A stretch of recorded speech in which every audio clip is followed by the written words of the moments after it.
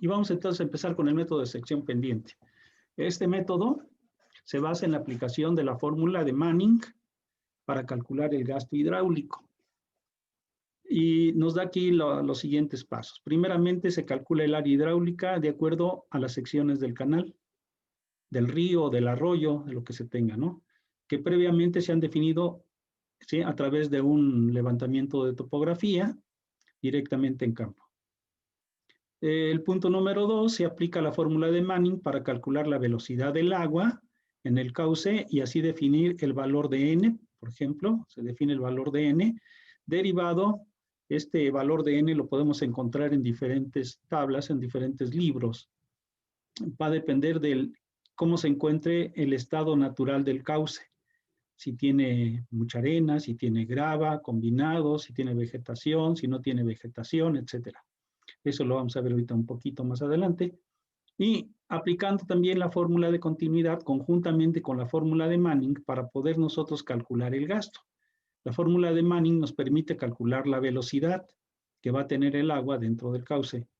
Y el gasto se va a calcular con esta fórmula, donde interviene también el área, lógicamente, del canal que vamos a tener nosotros. Y aquí están las definiciones, ¿verdad? Q es el gasto en metros cúbicos sobre segundo, B es la velocidad del agua, también en metros sobre segundo, N es el coeficiente de Manning, que puede tomar diferentes valores, ahorita vamos a ver cuáles, R es el radio hidráulico, aquí en la fórmula, esta es la fórmula de Manning, R elevado a la 2/3, y S es la pendiente del cauce. Entonces tenemos nosotros aquí las dos fórmulas que se ocupan para determinar la cantidad de agua que va a pasar con cierta velocidad dentro de un cauce natural o artificial. Bien, aquí hay algunos valores del coeficiente de Manning, estos están sacados del libro, ¿sí?, de Open Channel, en el cual pues hay diferentes valores de n. Yo estoy aquí poniendo los que de alguna manera son los que más se utilizan, pero en el libro de, aquí lo voy a poner incluso, se llama Open Channels, ¿sí?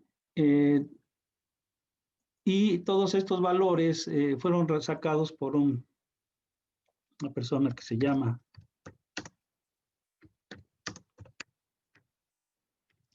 Bente Chow, ¿sí?, que es un hidráulico o hidrólogo muy reconocido a nivel mundial, donde hizo experimentos directamente en el campo para poder determinar los valores de n, que es el coeficiente de rugosidad. Y por ejemplo aquí nos habla que para un cauce que es limpio y recto, que si tiene la condición buena, pues anda el valor de n en 0.025. Si las condiciones son malas, 0.0033. Entonces da dos valores intermedios que podemos nosotros también manejar. Si el cauce tiene hierbas y piedras, nos da también, ¿sí?, en qué condición se encuentra, si está en buena condición o en mala condición. Si está limpio el canal, pero es sinuoso, es decir, tiene muchas curvas, bueno, también nos marca otros valores. Si está limpio y sinuoso, pero además tiene hierba, pues tenemos estos otros dos valores, o si está muy enyerbado, bueno, nos da otros dos valores, ¿sí?, que podemos utilizar para aplicarlos aquí directamente en la fórmula. Bien, ¿cómo vamos a hacer esto? Vamos a ver lo siguiente. Vamos a ver lo que es el levantamiento topográfico. En este ejercicio, o en este método, ¿sí?, primeramente tenemos aquí el cauce. Por ejemplo, ustedes ven aquí el río, ¿sí? Y aquí en este punto, en el punto número 2, es donde nosotros vamos a construir un puente. En el punto 1 está retirado más o menos 100 metros como mínimo del centro de donde va a estar el eje del camino hacia el lado izquierdo, y 100 metros o un poco más del eje del camino hacia el lado derecho. Entonces vamos a tener 3 puntos. Punto número 1, antes de como viene el río, aguas arriba. Punto número 2, exactamente donde se va a colocar el puente, en la carretera. Y punto número 3, ¿sí?, 100 metros aguas abajo. Es decir, voy a tener entonces 3 puntos que me interesan. Por lo menos deben tener 100 metros de esta distancia del punto 1 al punto 2. Y por lo menos también debe tener 100 metros del punto 2 al punto 3. Bien.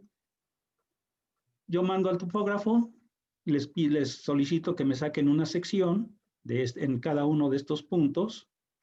Y aquí podemos ver, ¿sí? La sección número 1, pues tiene más o menos estas características, ¿sí? Donde vamos a tener, ¿sí? Variable el área 1, ¿sí? La pendiente S1 y la velocidad en 1. Es decir, voy a tener las variables que voy a contar en este punto. En el punto número 2 voy a tener igual las mismas variables, pero ahora en el punto número 2 con una sección diferente. Y en el punto número 3, pues también una sección diferente totalmente, ¿sí? Con los 3 valores correspondientes. Bien, eso es lo que el topógrafo me va a dar a mí, ¿sí? Directamente del campo. Teniendo yo estos valores, entonces yo voy a hacer una tabla, ¿no? ¿En qué consiste el problema? Dice, ejemplo, si el área de la cuenca por drenar es de 300 hectáreas en un valle accidentado y al centro del mismo cruza un canal que tiene los siguientes datos. Bien, voy a tener entonces que la longitud del camino que voy a tener es de 10 kilómetros. La pendiente longitudinal de ese camino es del 3%. La pendiente del canal es del 3 al millar. Y la profundidad del cauce, ¿sí? Es de 4 metros. Entonces voy a tener una velocidad máxima por el tipo de terreno de 3 metros sobre segundo. Esto es de acuerdo al terreno que nosotros vamos a tener. Entonces, estos datos me los da a mí directamente el topógrafo, ¿ok? Entonces, ya teniendo yo estos datos, puedo yo empezar a ver cuáles son las características que tiene también, de acuerdo, ¿verdad? Lo que me da el topógrafo para mi canal. Entonces, yo tengo aquí mis datos del canal. Tengo una, ¿sí? Una sección 1, una sección 2, una sección 3, ¿sí? Y en estas me da el área correspondiente en cada punto, el perímetro, ¿sí? Mojado que voy a tener, ¿sí? ¿A qué se refiere el perímetro mojado? Sí, a esta, si ustedes ven esta línea aquí, es el NAME, nivel de aguas máximas extraordinarias, y el perímetro mojado sería todo este contorno que tengo de aquí hasta acá, ¿sí? Para cualquiera de las secciones. Entonces, es el contorno perimetral, es el perímetro mojado. Entonces, ya tengo yo aquí, ¿sí? Mi perímetro mojado en cada una de las secciones. Tengo también la pendiente del canal que se conserva a lo largo de todo el trayecto, es del 3 al millar, 0.003, y tengo el coeficiente de N, de Manning. ¿Sí? ¿De dónde lo voy a tomar? Pues de acuerdo a los datos que me están dando, dice que es un valle accidentado, ¿sí? Que voy a tener yo, 0.004, 0.04, entonces lo tomaría yo de aquí, ¿no? ¿Sí? De este valor, que puede ser con hierbas y piedras, dependiendo del cauce como se encuentre, ¿sí? Entonces se supone que debe ser con hierbas y piedras porque es el 0.04 que tengo yo aquí. Bien, entonces ya tengo estos datos, ¿sí? Que me están dando. ¿Qué es lo que voy a hacer? Pues voy a realizar mis cálculos. Estos son datos que yo ya saqué directamente de campo y ahora voy a hacer una tablita utilizando esos datos para meter y aplicar primeramente la fórmula de Manning para determinar la velocidad que yo voy a tener. No sin antes recordar que el radio hidráulico, el radio R, ¿sí? Es igual al área entre el perímetro mojado. Eso es lo que es el radio hidráulico. Entonces ya tengo yo mis datos, ¿sí? Que voy a tomar de aquí para poder calcular. Entonces R lo voy a calcular, ¿sí? Me dice que es el área que yo tengo, ¿sí? Entre el perímetro mojado. El área de la sección entre el perímetro mojado que yo voy a tener. Entonces, eso, dividiendo, me tiene que dar estos valores, o me va a dar estos valores. Si tienen ustedes alguna calculadora a la mano, lo podemos ver, ¿no? Entonces sería, ¿sí? Área, 100, entre 33. Me dice que me da 3.03, de acuerdo a eso. Entonces, yo tengo ya mi radio, ¿sí? Me falta mi pendiente ya también la tengo aquí, pendiente del canal, 0.003, aquí está el valor de 0.003. Ahora los voy a elevar nada más, lo elevo, ¿sí? Aquí como nos lo está marcando en la fórmula, me dice que esto lo tengo que elevar a la 2/3 y ese lo tengo que elevar a la 1/2. Entonces, elevando los valores correspondientes, ¿sí? Para poder yo aplicarlos dentro de la fórmula, ¿sí? Lo voy a elevar al punto 0, al punto 66, que es a la 2/3, y ese a la 1/2, que sería punto 5. Teniendo estos valores, aplico mi fórmula, ¿sí? Y puedo obtener entonces lo que sería mi valor de mi velocidad. La velocidad debe ser aquí. Velocidad.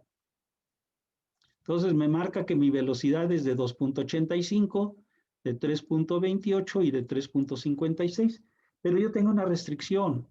Me dice ahí que de preferencia, sí, tenga yo mi velocidad a 3 metros sobre segundo. Eso es lo que me marca a mí por acá arriba, ¿verdad? Que me está diciendo de preferencia, utiliza tu velocidad que no sea mayor a 3 metros sobre segundo. Creo que por aquí la vi, pero no la encuentro.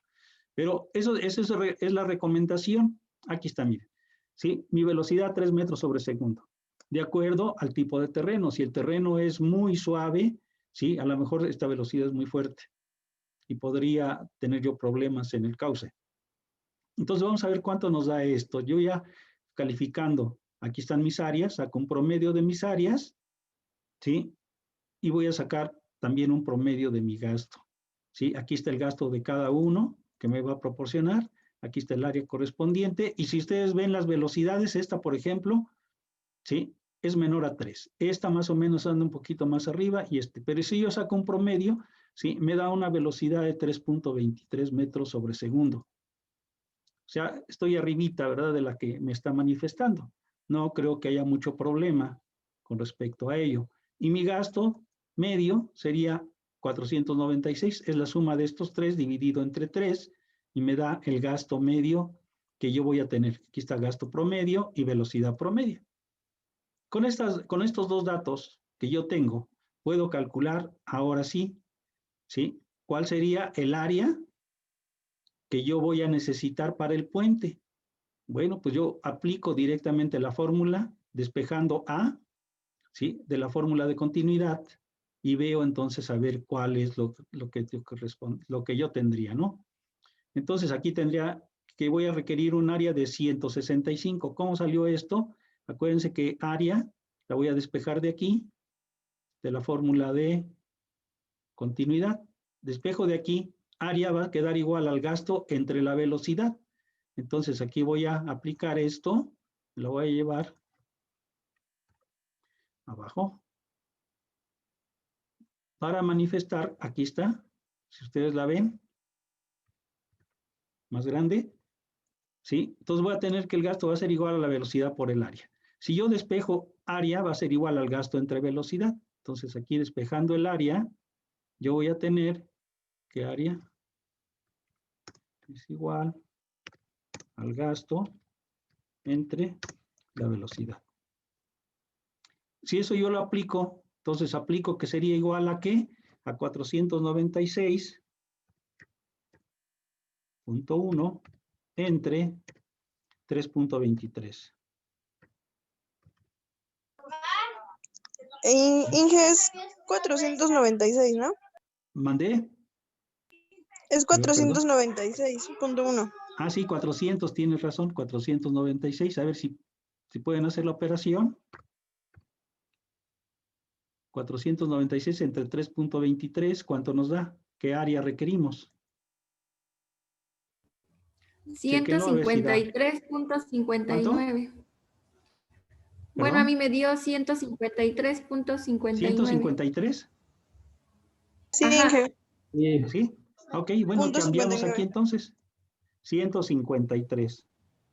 Bueno, casi 154, ¿no? Casi. Sí. Sí. Entonces le ponemos 154 metros cuadrados. Esto es lo que yo necesito para, sí, mi puente. El área que yo voy a necesitar para el puente. Área necesaria. Y ya sé que voy a estar dentro, ¿verdad?, de un rango un poquito más arriba de 3 metros. A lo mejor eso, dependiendo del tipo de terreno que yo en un momento determinado me pudiera encontrar. Y si yo sé que estoy un poco más alto, ¿sí? A lo mejor yo propondría, ¿sí?, colocar algún zampeado abajo de ahí de la zona donde está el puente para evitar que vaya a haber problemas. Entonces aquí, ¿sí? Yo le pudiera entonces poner algún recubrimiento, ¿sí? Colocaríamos algún recubrimiento para proteger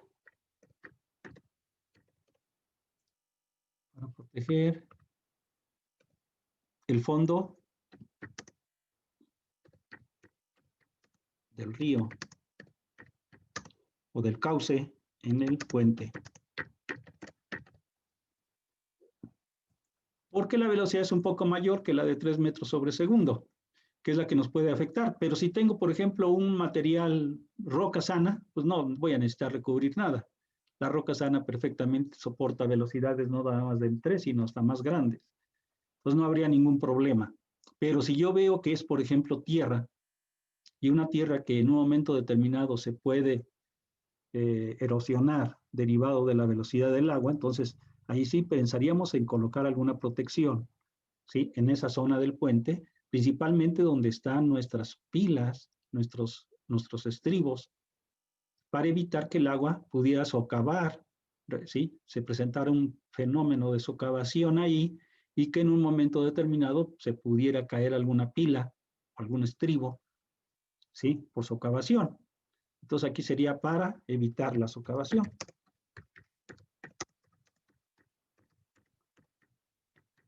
Del agua en la estructura. ¿Ok? Entonces de esa manera nosotros protegeríamos. ¿Sí? Ahora ya con esos datos, pues tendríamos que ver cómo sería mi obra, ¿no? Entonces yo obtendría un puente, ¿sí? Con 154 metros cuadrados.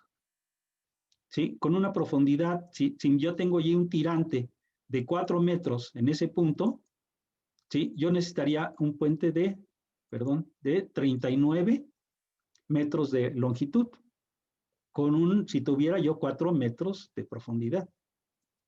Si yo quisiera ver cuántos tubos, ¿verdad? Si lo quiero tratar como si fuera una alcantarilla, vi que esto me dice que es un puente, 39 metros de longitud. Si fuera, ¿verdad? Y quisiera yo meter alcantarillas, imagínense, ¿no? Un área de una alcantarilla de las más grandes son de 4.67, alcantarillas de 96 pulgadas, requeriría yo 33 tubos para poder yo hacer que ese cauce, ¿sí? Pueda soportar toda esa avenida de agua en un momento determinado. ¿Sí? Entonces, ya estamos en las dos opciones, pero lógicamente, como ya lo habíamos manifestado, el puente, si tiene más de 6 metros, ¿sí? De claro, entonces ya es un puente. Y aquí estoy viendo que vamos a tener 39 metros de claro. Entonces, pues definitivamente nos iríamos a la opción de puente. ¿Ok? ¿Alguna pregunta, alguna duda con respecto a este problema? ¿No? Ok. Esta es una forma muy sencilla, vamos a llamarla así, de definir lo que sería un puente para un camino. Lógicamente, no queda esto nada más aquí. Después de esto, tendríamos nosotros que diseñar el puente, es decir, calcular sus estribos, calcular sus pilas, ¿sí? Tendríamos que verificar qué tipo de armado es el que le vamos a colocar, incluso también si las losas que vamos a hacer las vamos a armar y colar ahí mismo, o las vamos a hacer prefabricadas en alguna planta y después nada más llevar y montar. Todo va a depender de qué, también pues de las condiciones topográficas en donde se encuentre la colocación de este puente. No siempre vamos a tener las opciones, ¿verdad? Todo tan facilito. En ocasiones, por ejemplo, este puente, si estuviera para una carretera de tipo rural, pues tendríamos que pensarle, ¿verdad? Porque 39 metros para una estructura, pues es muy larga.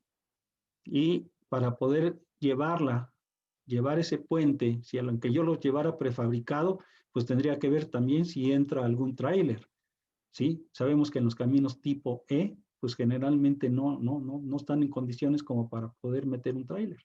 Entonces aquí a lo mejor estaríamos obligados a realizar el puente o construirlo ahí en el lugar, ahí en el sitio, colarlo ahí mismo, realizar ahí todas las maniobras, nada más llevar el material y poderlo, ¿sí? Construir ahí. Entonces depende de muchas situaciones, ¿sí? ¿Dónde va a estar ubicado, verdad? Entonces el puente, ¿sí? ¿Qué tipo de carretera es la que va a estar o qué está operando ahí en ese lugar, etcétera, etcétera. Entonces hay muchas cosas, ¿sí? Bien, si no hay preguntas, ¿no hay ninguna pregunta? Ok.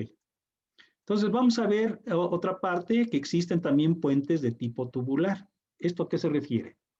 Bueno, primeramente, ¿sí? Tenemos lo que se llaman los factores de elección. Va a depender las características del suelo, qué tipo de suelo tengo, si son arcillas, si son turbas, son limos, arenosos o terrenos pantanosos. También qué disponibilidad de materiales tenemos ahí, ¿sí? Pues generalmente podemos contar con tubos metálicos, cédula 80, muy fáciles de poder mover hacia algún lugar, ¿sí? ¿Qué facilidad de transporte tenemos para poderlos llevar?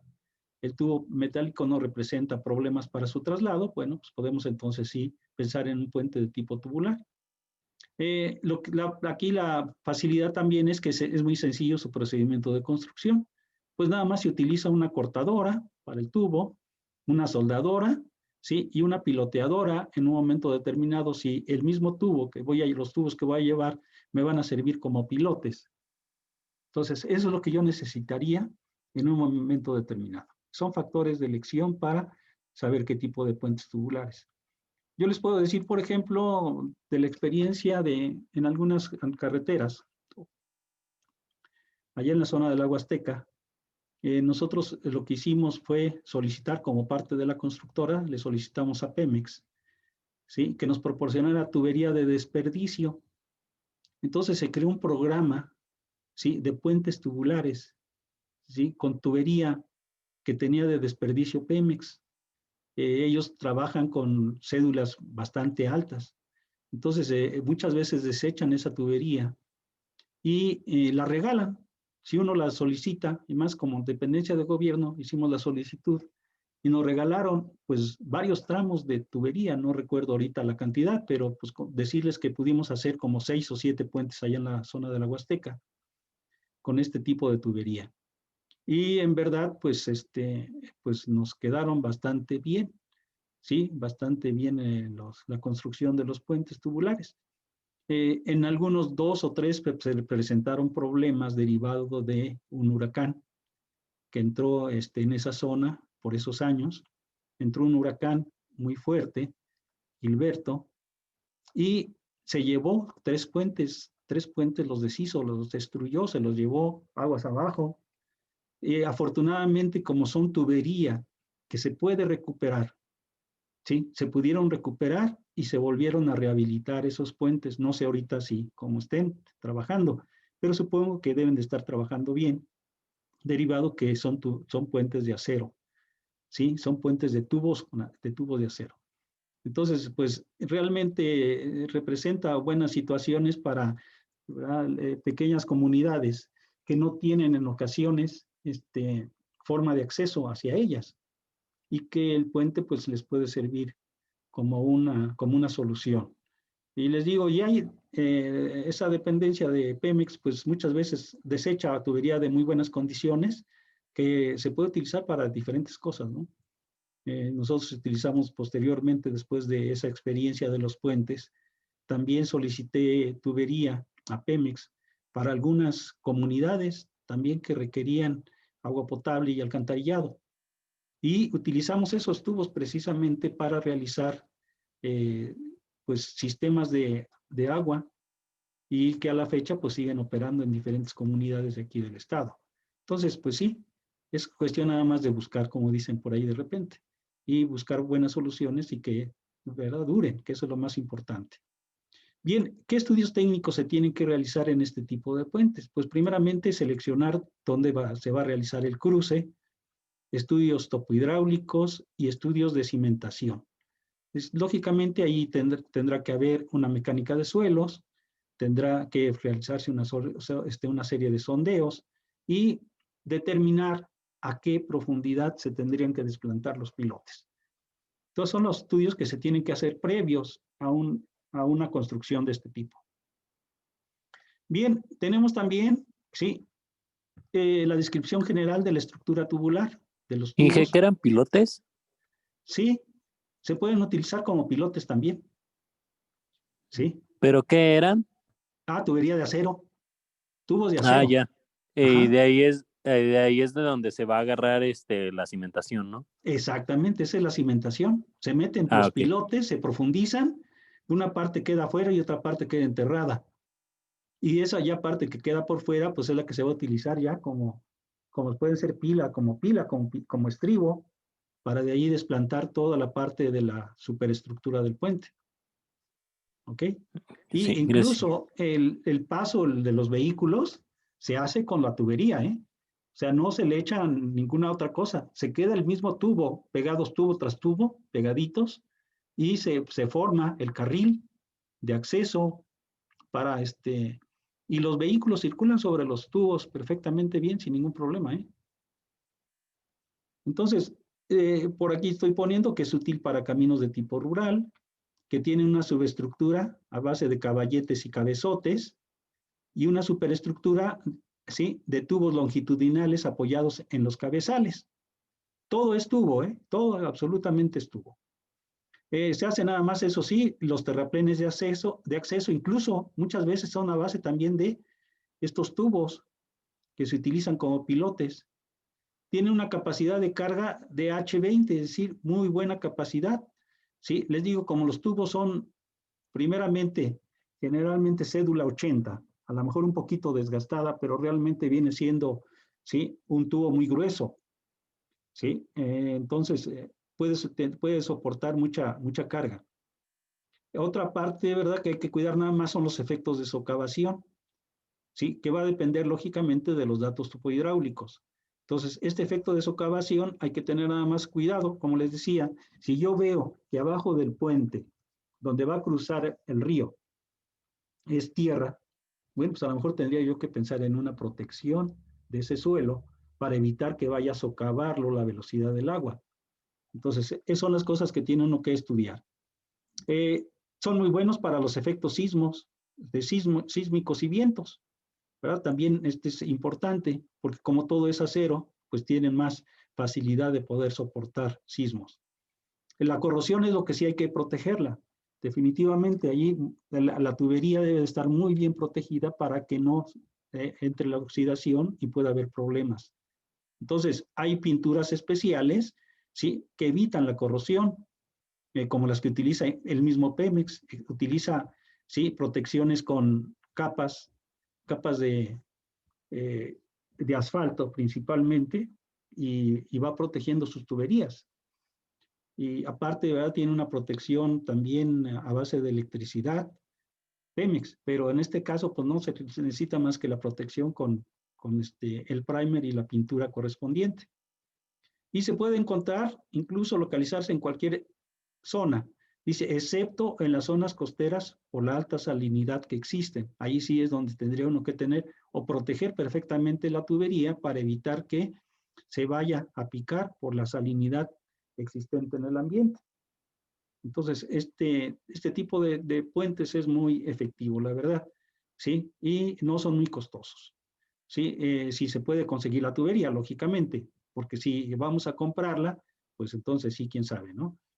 Bien, aquí ustedes pueden ver las dos partes, ¿sí? La subestructura que tenemos aquí en la parte de arriba, la superestructura, que representa el carril, ¿sí? Y la subestructura que representa toda la parte de aquí del contraventeo, ¿sí? Los puntales que se van a colocar y la entrada, ¿no? Es decir, como si fuera un murete de protección donde se puede tirar arriba tierra para proteger, para la entrada, el acceso y la salida de lo que sería el puente.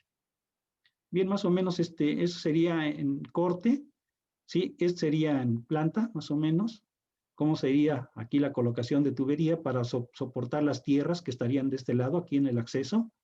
El puente colocado aquí, lo que sería la superestructura, con una serie de tubos que van a estar amarrados o ligados a estos puntales que se tienen aquí de acero. Muchas veces, lógicamente, hay que meterle un contraventeo también a estos puntales para que no se vayan a mover. Entonces, aquí iría otro puntal, otro contraventeo, o muchas veces un contraventeo sí y un contraventeo no, otro contraventeo sí, y así se va. Para que también el área hidráulica no se vaya a detener, a ser más pequeña. Este es otro corte, ahora este es un corte transversal donde se puede ver también, hay contraventeo también en el otro sentido, ¿sí? Los dos puntales, y aquí se ve la tubería donde va a circular el vehículo, ¿sí? Con unas madrinas aquí para soportar los tubos que se van a colocar. Entonces son realmente muy sencillos estos puentes, ¿no? No tienen mucho, ¿sí? Lo más importante, pues lo que veíamos, la mecánica de suelos. Bien. Vamos a hacer otro ejercicio aquí rápidamente, donde tenemos nosotros, dice que el cruce del camino con un arroyo. Está situado a 4.8 kilómetros y 270 metros más bajo que el punto crítico de la vertiente. La cuenca tiene un área de 490 hectáreas. El porcentaje estimado del escurrimiento por la precipitación es del 60% y los datos estadísticos dan una precipitación de 9 centímetros por hora. Dice aquí calcular el gasto de proyecto, ¿sí? Con la figura 72 y el tiempo de concentración del agua y su precipitación en la cuenca. Entonces nos dan a nosotros, ¿sí? Aquí unos datos correspondientes a la cuenca. Nos dice que la intensidad, ¿sí? Que nos estamos aquí marcando, que es la misma que estamos aquí teniendo. La intensidad de la precipitación, 9 centímetros por hora o 90 milímetros por hora. ¿Sí? P nos dice que tiene una precipitación de 1500 milímetros al año. Tenemos aquí este otro dato de 0.03 que representa, creo que el gasto. A ver, no sé si por aquí lo diga. No lo marca. Y el tirante es del 3%, de 3 metros. ¿Sí? Hay que calcular la pendiente, calcular el gasto, el área del puente, el tiempo de concentración, ¿sí? El valor CE que tenemos que calcular y la longitud del puente. Creo que esta tabla no la tengo a la mano, la voy a buscar para que ustedes vean cómo podríamos realizar ese cálculo utilizando esa tabla. No la tengo aquí ahorita a la mano, creo que no la he integrado aquí. Para que ustedes vean cómo se realiza el cálculo y cómo se va determinando cada uno de lo que se requiere, ¿no? Como es la longitud desarrollada, el desnivel entre el partiaguas, la intensidad, el área de la cuenca, el porcentaje, y finalmente lo que nos interesa es calcular el gasto. Entonces, directamente a través de esa tabla se puede calcular ese gasto, pero creo que no viene aquí. Déjenme ver. Si no mal recuerdo, no está aquí. Ok, vamos a brincarnos entonces ¿sí? Y déjenme ver si en la próxima clase tengo la tabla para que les pueda yo indicar cómo se puede obtener más rápido, ¿sí? El cálculo del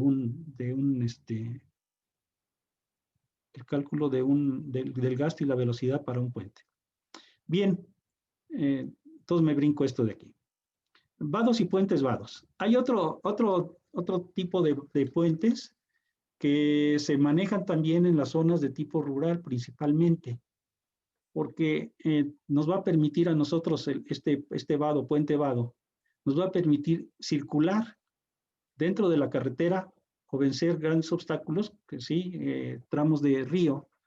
Por ejemplo, en épocas principalmente de estiaje, es cuando se puede transitar en él. En época de lluvias, simplemente es tener cuidado cuando llueve muy fuerte y para evitar transitar durante ese periodo de tiempo. Cuando esté una avenida fuerte, no transitar sobre ese puente. Estos puentes son un poquito especiales, vamos a llamarlos de esa manera, porque vamos a tener circulación arriba de vamos a tener un carril de circulación en la parte superior del puente, pero esta estructura además, ¿sí? Se le pueden colocar tubería abajo de donde van a circular los vehículos, donde va a circular el agua, ¿sí? Y donde van a circular los vehículos, para que el agua pueda cruzar el puente a través de alcantarillas. Cuando vienen las avenidas fuertes, entonces sube el agua y lo que pasa es que el agua va a pasar arriba del puente vado. En ese lapso de cuando se sube ya mucho el agua, es el momento en que no podemos cruzar, no podemos pasar con vehículos. Ya que pasa la avenida, entonces ya puede volver otra vez a circular los vehículos. Entonces, es un puente, por eso les decía, no es en cualquier lugar, es generalmente en un camino tipo C, donde se tiene que cruzar hacia alguna comunidad con un puente bajo, generalmente son puentes bajitos, que permitan el paso del agua en un momento determinado de una avenida y que no nos vaya a provocar problemas. Después de la avenida, pues ya baja otra vez el NAME, el nivel de aguas máximas, y podemos volver a utilizar nuestro puente, ¿sí? Y si está bien construido, no tiene por qué llevárselo el agua. Entonces, como lo dice aquí, son aquellas estructuras que permiten el paso de un río o arroyo con un determinado caudal y hasta un determinado nivel sobre el camino. Un vado puede estar a nivel o parabólico y se pueden construir de zampiado, de mampostería, de concreto, etc. Las condiciones para construir un vado son las siguientes. Primero, A, que se evite la erosión y la socavación, aguas arriba y aguas abajo del puente. Inciso B, que la superficie de rodamiento no se erosione al paso del agua. Inciso C, que el agua a su paso no provoque régimen turbulento. Entonces hay que controlar el agua para que no vaya a haber este tipo de problemas y entonces socave el puente y se lo lleve. Inciso D, sí, hay que marcar unas señales que indique cuándo no se debe pasar sobre el puente. Y el punto E, se justifique económicamente en caminos con escaso tránsito. O sea, como les digo, no son caminos donde esté el tránsito de manera continua. ¿Ok? ¿De qué se compone? Bueno, se compone de los siguientes elementos. En este lado, del lado izquierdo, tendríamos nosotros el agua, que viene circulando de izquierda hacia derecha, como se ve aquí en la flecha. Viene circulando de izquierda a derecha. ¿Sí? Aquí vemos nosotros lo que es la losa, de donde va a pasar los vehículos. Arriba de esto va a pasar los vehículos. Y esto es la cimentación propiamente del puente. Muchas veces esto tiene aquí integrado algunos tubos para que cuando esté en época de estiaje el agua pueda seguir circulando por abajo ¿sí? Donde está el paso de los vehículos. Y de esa manera nosotros podemos, ¿sí? Controlar el agua. Otra es, ¿sí? Una pared corrida con mamposteado, con piedra, que pueda soportar aquí, puede incluso subir el agua hasta cierto nivel, ¿sí? Como una pequeña represa. O, les decía, permitirle el paso del agua. Son dos cosas, ¿no? Si el agua es poca, a lo mejor aquí se puede represar durante el tiempo de temporada de secas, ¿sí? Tener cierta agua que les puede servir incluso como bebederos a los animales. O definitivamente darle cruce el paso. Tienen esta otra parte de aquí, después de que ya pasa el agua cuando viene alta, ¿sí? Entra aquí y hace un tipo de, ¿qué les diría yo? El agua hace un vaivén aquí en este punto, ¿sí? Y sube el agua y hace aquí, es decir, como si diera la vuelta. Y eso mismo que le da la vuelta, le permite al otro agua que viene de aquí como amortiguador. Entonces amortigua el agua que viene, la misma agua. Y de esa manera se controla para que el flujo del agua más adelante, ¿sí? Se vuelva a estabilizar. Entonces, esta es una parte importante, ¿no? Que tenga esta pendiente de tal forma que permita que toda el agua aquí haga un salto hidráulico, choca con el agua que viene para acá y luego ya sale mansa hacia el lado derecho. Bien, este sería un vado. Es decir, yo tengo aquí en un momento determinado el lecho del río o parte de lo que sería, aquí puede venir mi vehículo, ¿sí? Hacemos esto, se hace una pequeña pendiente aquí y cruzamos nosotros. Este es un vado, prácticamente. Este es un puente vado, el que le estoy marcando aquí arriba. Entonces son dos estructuras muy similares, pero un poquito, ¿verdad? Diferente en su forma de trabajo. Bien. Hay otras estructuras que se llaman sifones. Esta estructura tiene una característica, es muy interesante, derivado que, ¿sí? Por ejemplo, utilizamos muchas veces nosotros, imagínense un canal que lleva aguas para riego. Entonces, son ductos cerrados, aquí se coloca un ducto cerrado en la parte de abajo, Y este puede ser un ducto cerrado o abierto. El de aquí puede ser un canal de riego, por ejemplo, donde llega aquí a un pozo, entra, ¿sí? Este nivel de aquí es mayor, este es más alto, el nivel 1 es más alto que el nivel 2, para que el agua, cuando pase aquí, automáticamente va a seguir corriendo, va a subir a cierto nivel, y como este nivel es más bajo que el de acá, el agua va a correr otra vez normal, de manera normal. Y el camino aquí está protegido. El camino está protegido para que toda esta agua que viene aquí no vaya a afectarnos, sino más bien nada más le permitimos un cruce al agua en la parte inferior y dejamos que siga circulando. Entonces, para eso se construyen los sifones. De esa manera, porque esta parte de aquí trabaja la presión atmosférica si fuera un canal, aquí trabaja como conducto cerrado, con una cierta presión, y esta misma presión le va a ayudar para que el agua vuelva a llegar aquí por vasos comunicantes de este pozo a este pozo y pueda otra vez seguir su camino o su cauce normal. Entonces, son obras que tenemos nosotros muchas veces también y que no se ven cuando vamos en un camino. ¿Sí? Principalmente en las zonas de riego se utiliza mucho este tipo de sifón. ¿Ok? Bien, hay otras estructuras que se llaman galerías filtrantes. Generalmente dice es un túnel que se construye para captar y desalojar las aguas que fluyen a través de un talud o ladera natural, la cual pudiera dañar su estabilidad. Puede estar revestida de concreto, de mampostería, etc. Bueno, pues muchas veces también estas galerías filtrantes, ¿sí? Como ustedes pueden ver, ¿sí? Tienen forma de arco aquí en estos puntos, y aquí entran una serie de tubos. En esa galería, esos tubos son los que conducen el agua directamente hacia la galería. En ocasiones, incluso estas galerías también se pueden hacer, por ejemplo, para captar aguas limpias, y en ocasiones con esas mismas galerías se puede dar agua a poblaciones, a comunidades, porque el agua pues entra ya de alguna manera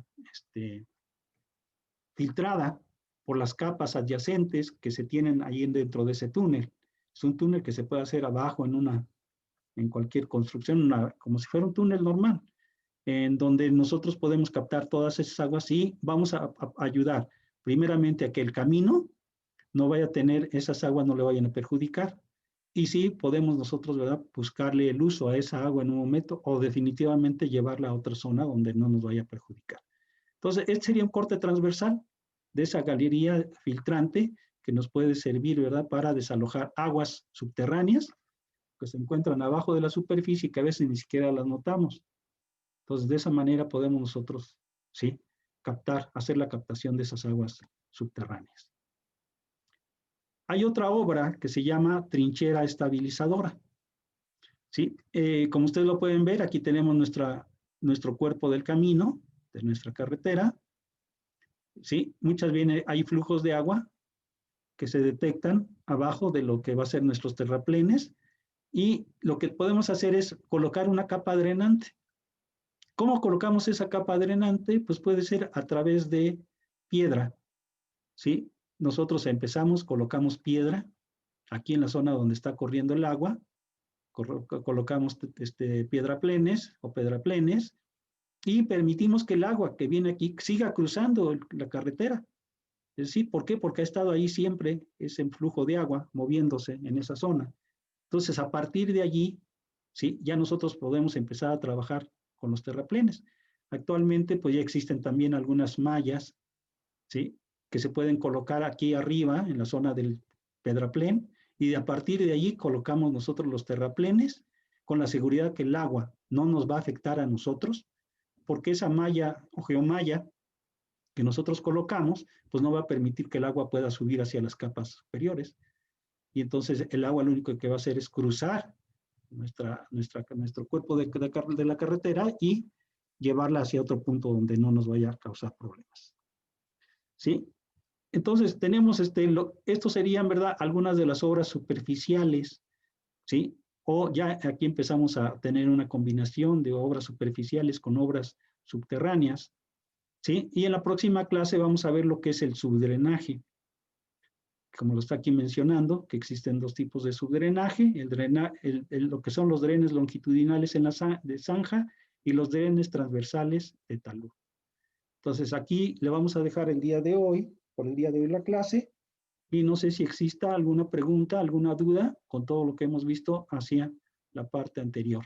Y les voy a buscar por ahí la gráfica que trae por ahí alguno de los libros, que nos permite a nosotros calcular el gasto, ¿sí? De manera directa en la gráfica, sin necesidad de hacer muchas operaciones.